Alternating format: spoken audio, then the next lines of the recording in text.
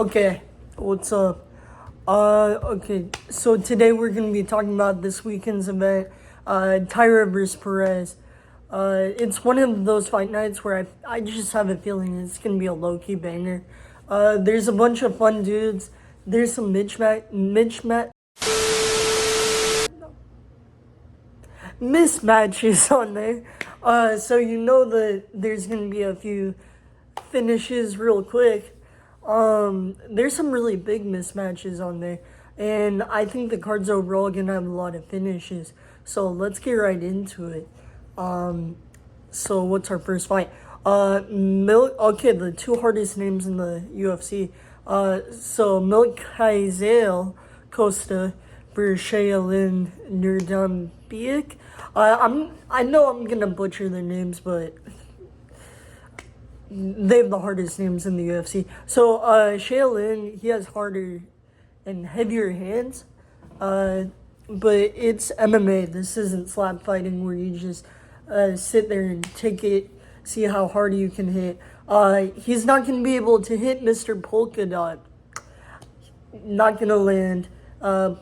Costa is going to win it by peppering Shaylin, and he's going to take him down to the ground and decision him for 3 rounds straight. It's not going to be a finish. It's going to be a exciting finish. Hopefully no laying. Hopefully they're not just jitsuing the entire fight, but I think that Costa is going to win. Costa, whatever. Okay, next up, Jacob Sergey versus Weston Wilson. So Wilson, he has a glass chin and he got pillow hands. He cannot stand up with Jacob, who has pretty good knockout power. Jacob showed his potential in Road to UFC, and I see him getting a round to a knockout. I think this is a really bad mismatch, and I think Weston Wilson is cooked. Carly Judas versus Gabriela Fernandez.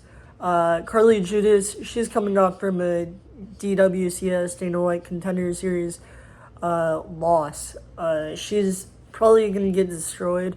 I know about Gabriela Fernandez because she's kind of like a veteran. She's been in the game for a minute, and I see her winning. But I don't really know much about Carly Judas. Josh Quinlan versus Adam Fuckett. So there's this bit by this old comedian called Red Fox about Fug Soap, and the joke was Fug It. I think the Fugit is gonna... Sorry, I said that backwards. Quinlan needs to win this like really badly because he has 2 losses, and you do not want 3 losses in a row in the UFC. That's when talk of you getting cut comes up, depending on who beat you. To get the win, he's going to need to keep in Fugit's face, and he's going to have to hit really hard. He's going to have to pull up with the Strickland style if Strickland threw power shots, and he's going to have to connect. Fugit, he's going to win. I don't think Quinlan's going to pull that off. I think Fugit is going to stay on the outside and keep pressure, and he's going to jab away, pepper him up, and I don't see much ground game taking place. I just see it being on the feet and being a mismatch. Maybe not a mismatch, but I definitely think that Fugit got this. Quinlan's a BJJ black belt. I don't know if you knew that or not, even though he's, in his past fights, has kept it on the feet. So I hope that Fugit wouldn't try and take him down. But if that happens, Fugit may be cooked. Fugit's winning it though, on the feet. Jimmy Flick versus Nate Maness. Bro, this isn't even a fight they should have made. Jimmy Flick is screwed. He already retired before. I don't know why he's not just staying retired. Maybe he needs money, I guess. But Nate Maness, he's younger, better stamina, power, better heart. He stays in the game the whole time, and Flick just gives up as soon as he gets hit hard. Not to call getting knocked out just giving up, but he does give up. as soon as things get hard for him. So his chin's been broken in, and Maness is powerful, and I think this is going to be a ground and pound, like get dropped and then straight to ground and pound, or it's going to be just a straight knockout. Okay, next up, Tagir Ulanbekov versus Joshua Van. Joshua Van is a dude who is very hyped in the UFC, and it is for a reason. This fight, it's not a layup for him, but because Tagir is really good on the ground. The submissions are good, and I don't know if you know this, but Joshua Van has a loss to a submission, and on the ground, he didn't look amazing. Hopefully since then, he's worked on his jiu-jitsu. I think it's going to be a huge test for him, and if he gets this win off, especially if he goes to the ground and gets this win off, which I don't think he should go to the ground at all, but if that happened,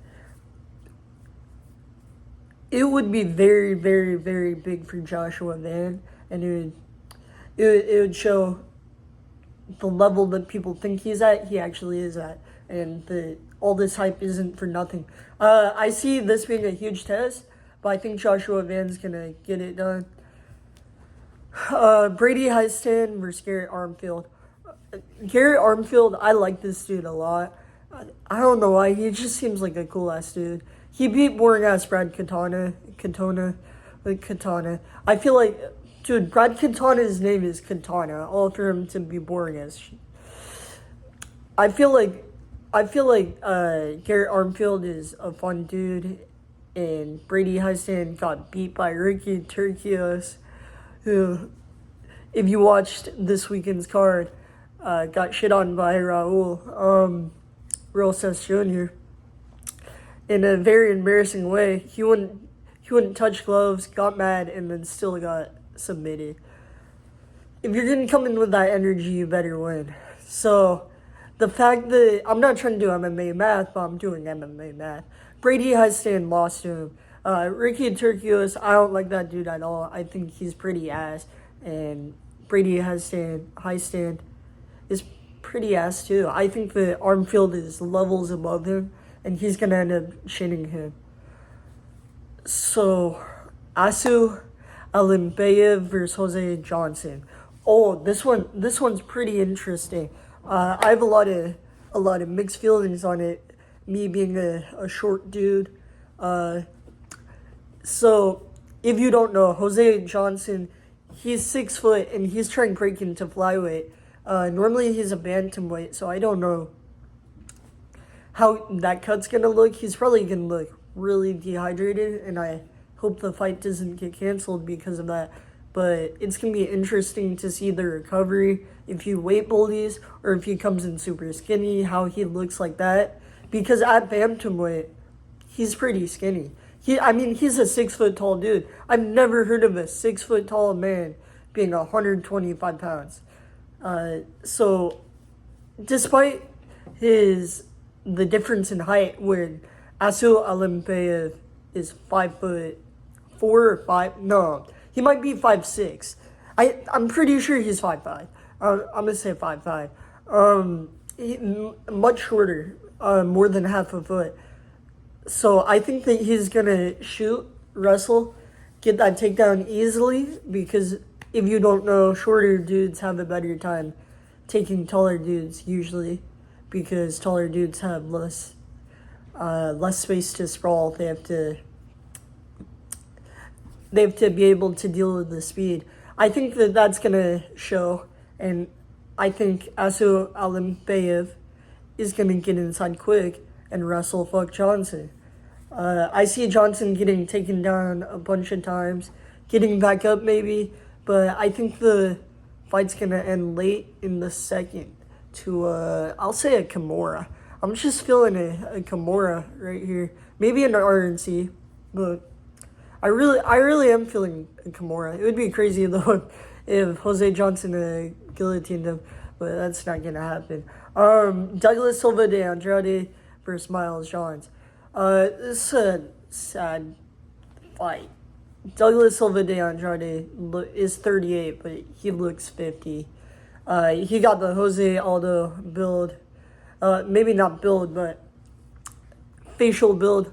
He looks like an old man, and I think he's an old man for bantamweight. And if he wants to stay in the UFC, he needs to move up to 205. He needs to be a heavyweight. He needs to go from bantamweight to heavyweight.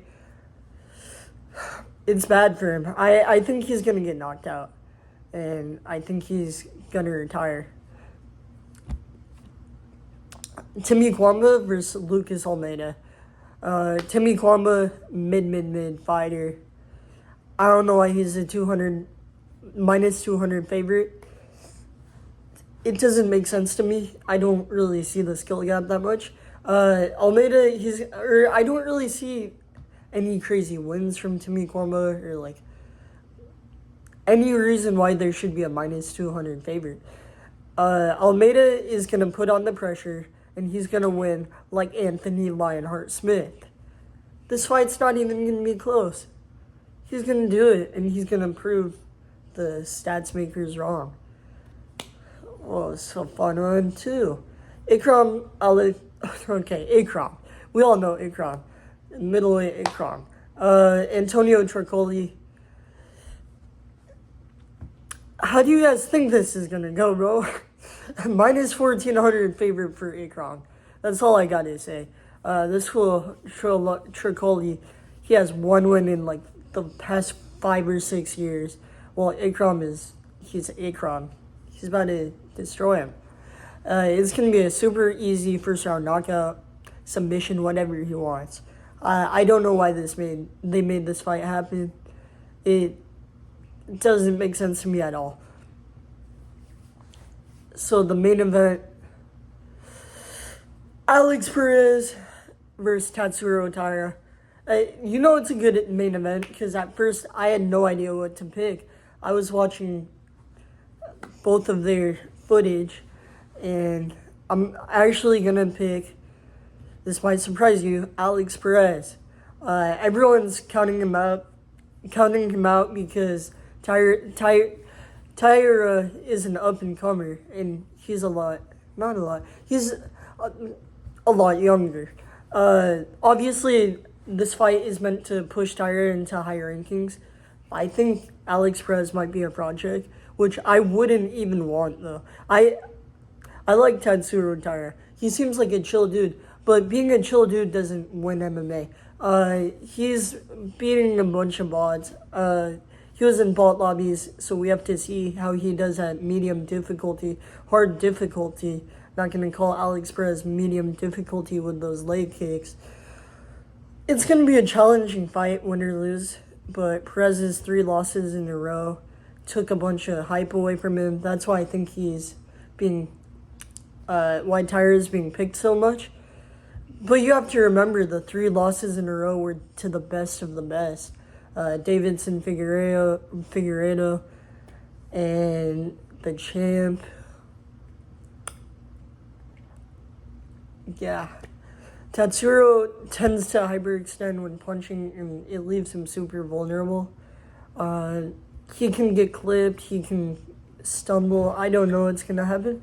I just see him throwing a 1-2, missing the second, and then getting hooked or getting just counter-punched. And it's stumbling him hard or knocking him out. Hopefully not the latter. But I think he's going to get stumbled, and it's going to be a really hard fight for him. But I'm not going to be surprised if he wins or loses. I think it's a pretty close fight, and I was going to pick Taira at first, but I can't count Alex Perez out because his takedown defense is super good. His leg kicks are super good, and Tatsuro Taira hasn't been fully proven, in my opinion. So this is his chance to prove himself. So let's see, win or lose. I think that Perez is going to win, though. And I think it's going to be a hard fight for both of them. Maybe a decision. I'm feeling either a close split, maybe a split decision or a close unanimous. But if it's a finish, it's going to be Taira, and he's going to be getting a submission. I don't really see Alex Perez knocking him out, obviously submitting him. Taira is a beast on the ground so far. And I don't see Taira getting leg kicked, knocked out, or the other way around. So those are my picks for this card.